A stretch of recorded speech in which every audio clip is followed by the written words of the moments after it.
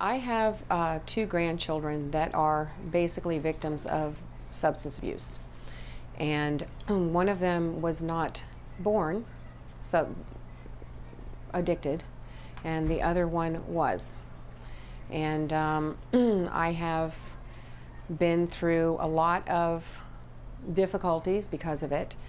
When Child Protective Services asked if we would take on the baby, my first thought is, of course, it's my grandchild. What else can you do? And at the same time, I was already raising another grandchild due to substance abuse issues. And it's very overwhelming, it's very daunting.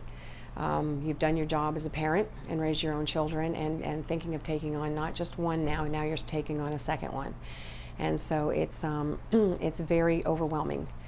And I was literally, she was in there 6 days, and I was actually not told anything in the meantime that this was going to happen. It was at the 11th hour, when my daughter thought that she was bringing the child home, that she ended up coming home with me.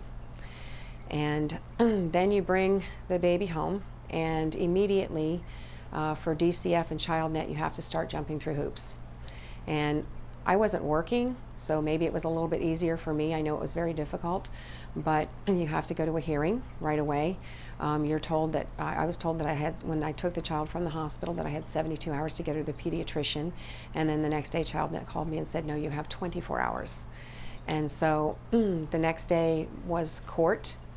I had an older child to pick up from school, and then I also had I was supposed to be at the pediatrician, who only had an opening right when court and school were letting out. So ChildNet sent someone over to pick up the baby, and they took the baby to the doctor. But there's just a lot of things that have to happen, and then you bring home a child that's not quite well. My daughter was allowed to stay in the home for a while until they got her into a program for women with their children. So she was allowed to be here for a month, but you have a lot of restrictions. I had as many people as five people from different agencies in my house on a weekly basis. And it didn't last forever, but it was still very traumatic, because you're dealing, as a parent, you're dealing with your anger and hurt and fear of what's happening to your child, your own child, even though they're an adult. And so you're asked to step up to the plate at one of the most traumatic times of your life and take care of a child. And usually, I think, because I know other parents in my position, your stores are so depleted.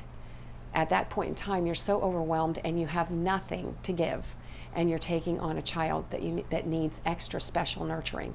So it's very, very hard. And the child advocates, I have found different child advocates.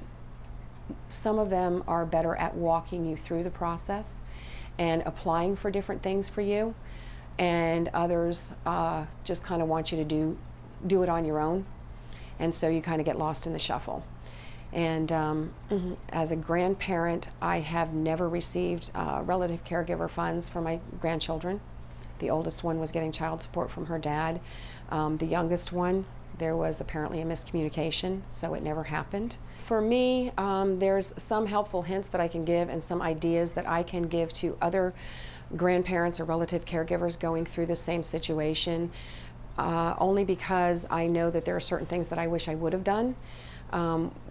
One of the things that I think is very important to do, you have to weigh whether or not you want your child to, you want your grandchild, or the child, if you're a relative caregiver, to be in the system, because it is a two-edged sword. In some ways it helps, and in some ways it's very, very time consuming, and there's a lot of restrictions on you. But there are also things that you can do with the child, and resources that you have access to that you don't if the child is not in the system. I would say for if you have a grandchild in the system, to get a couple of friends or relatives that you have background checked, so that you can leave the child with someone. If you're not working, depending on what the age of the child is, they're not giving you access to child care. And you want to be able to, for example, my husband and I, on our anniversary, we wanted to be able to go out. and we had to rely on the child's father to do it at his convenience instead of on our anniversary. I would say, as far as what you expect of yourself, lower your standards, okay? And I'm talking about housekeeping and perfectionism and things like that. Lower your standards, see how low they can go.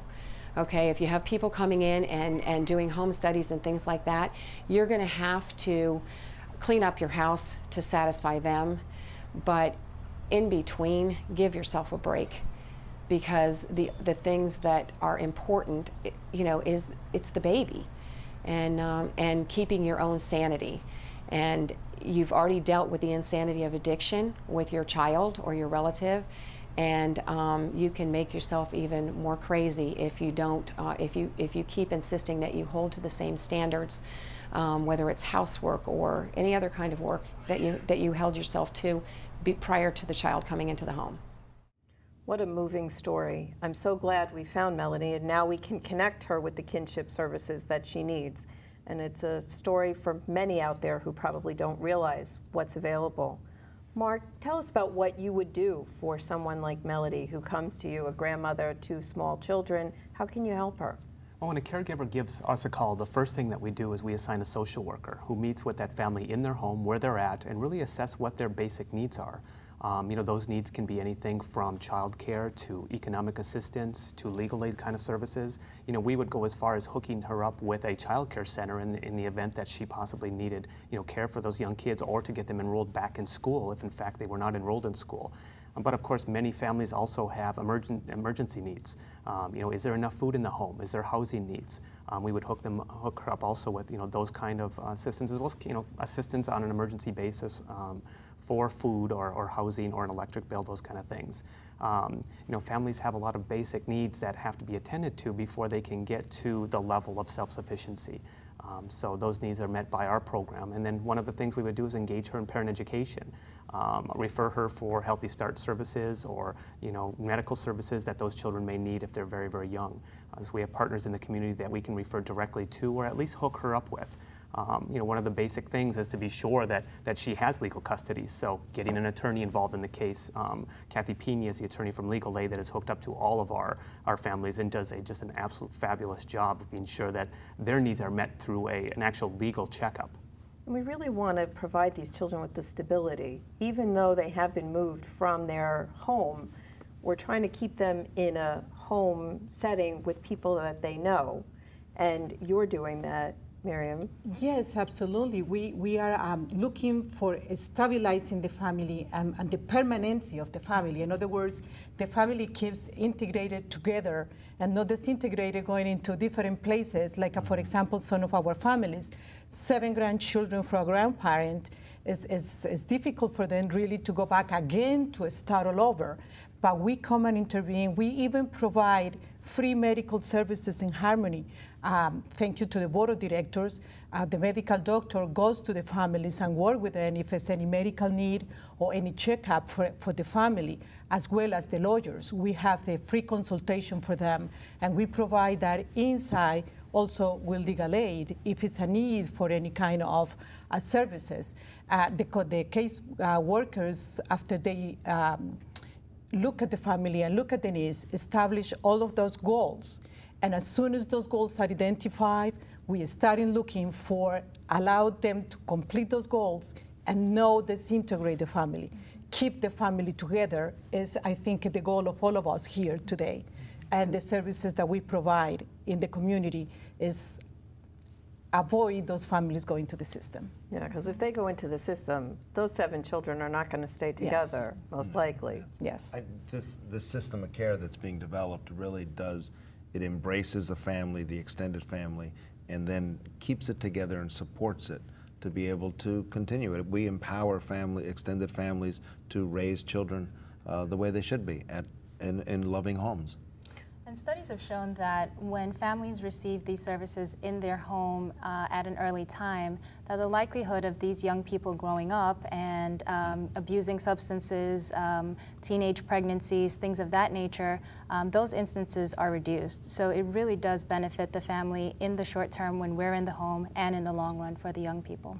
Yeah, I think it's important to note for those who may worry that we're fostering dependence of these families, that it's not a forever thing, but it's episodic.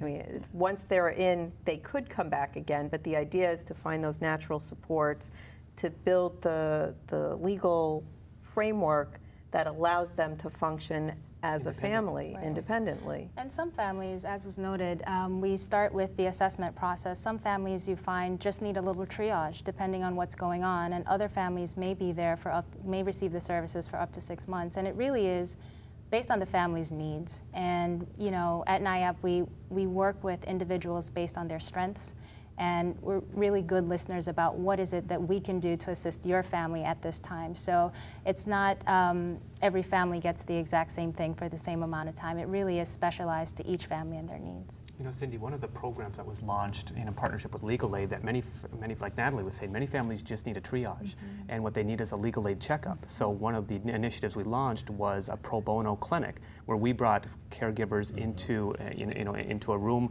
really on a one-time basis where they could advocate for themselves. We would teach them in a class to be able to go down to the courthouse, what documentation they would need, what the kind of things that they would need to say, so that they could actually pursue legal guardianship on their own and not get involved in comprehensive services, which then opened the door for more families that really had that more intense need.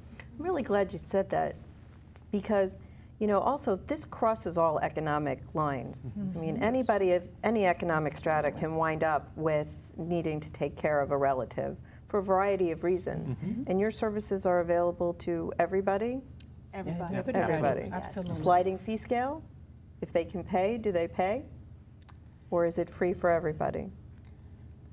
It really depends on the family. It depends on the family and the family's needs and what are their emergent needs at the time of engagement.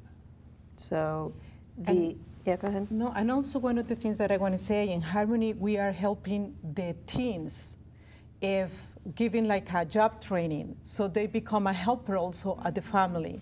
If they can go to work and have like a part-time job or something, we are working with Genesis, and they are providing the job training for these young adults and helping them also to be independent, but at the same token helping the family if the family really need it. So we have just a couple of minutes left. Any last thoughts that you want to share? I think it's a wonderful idea that supports children, and children grow and they continue to grow, and we can keep them growing in a loving home. Families who are referred to NIAP, there are no fees, and being that we are new, but we're used to doing this, but we're new to Broward, we don't have a waiting list. We're open, we're ready. We are working in good company and in good partnership, so just give us a call, email, fax, and we're ready to go. Excellent. We're really happy to have you as part of the service array. I know it's going to make a big difference for our families. Thank you. So in Harmony also, we are providing free services for our families. We are open to receive cases and families in need, and ready to serve them the best we can to support the family needs. Cindy, I think it's important that we all realize that this funding from the Children's Services Council, is vital to families in the community. Last year we worked with nearly 600 children, and those children, as we've all said, could quite possibly end up in foster care. And what we're doing is strengthening these families to be sure that there's not more trauma associated with bad things that perhaps have happened to them in the past, and that would not be possible without your team or the council. So thank you very much. Thank you. Thank you. One of the things I'm proudest of as the CEO of the Children's Services Council is the way our community responds to needs. I mentioned in the opening the late Carol Andrews. As a school board member, she had seen these families struggling, and she said, we need to do something. And so we pulled folks together, we listened to the families to say, what are you facing, what do you need? And then we're able to respond. And as the time has gone by, we've seen the issue of the teens, we've seen the need grow. We know that keeping kids out of the foster care system is just better for them. And you all have stepped up to the plate in such a wonderful way and done great work. So I want to thank you, because I know our money means nothing without the great providers picking up the work and making it actually happen. So now I want to thank you officially. Thanks to Mark Dhooge, Myriam Campo-Goldman, Natalie Thomas, and Walter Honaman for doing their part in delivering this important service. And I want to thank Melodee Putt, because as a grandmother who's taken on this job of raising her 2 grandchildren, she has really taken on a yeoman's work, and I want to thank her for sharing her story with us. I've been your host, Cindy Arenberg-Seltzer, President and CEO of the Children's Services Council of Broward County, where our mission is to empower Broward's children to become responsible, productive adults, capable of realizing their full potential, their hopes, and their dreams. For copies of this program or any other episode of Future First, please call the Children's Services Council at 954-377-1000 or visit www.cscbroward.org. I hope you'll like us on Facebook, and remember to join us next time on Future First, Focus on Broward's Children.